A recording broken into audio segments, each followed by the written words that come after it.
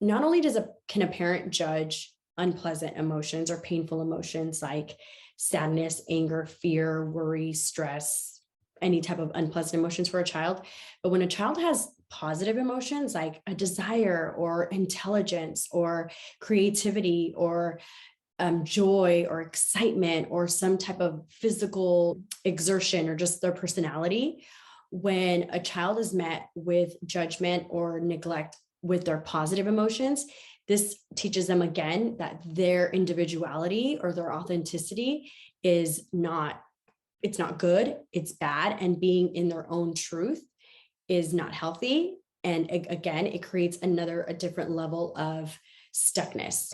Let's say you have a father, and when you showed independence and you showed like you wanted to just do something on your own and just draw or just be by yourself, and your parent couldn't handle that you weren't paying attention to them, and you got ridiculed or judged or hurt or like physically beaten or ashamed or shamed for being in your independence.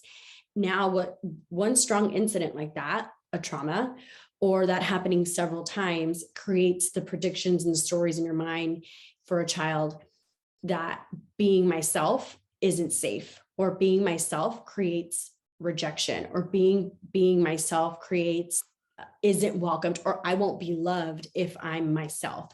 This is what creates those schemas, those deep, deep emotional learning. It creates these stories that we don't realize are really, really impactful with adults living out their purpose.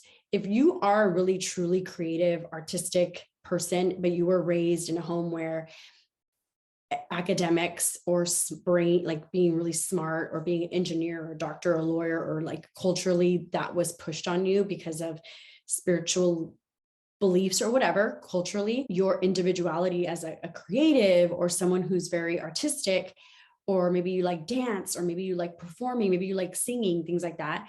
Now your individuality, you start questioning it and you lose touch with your true self.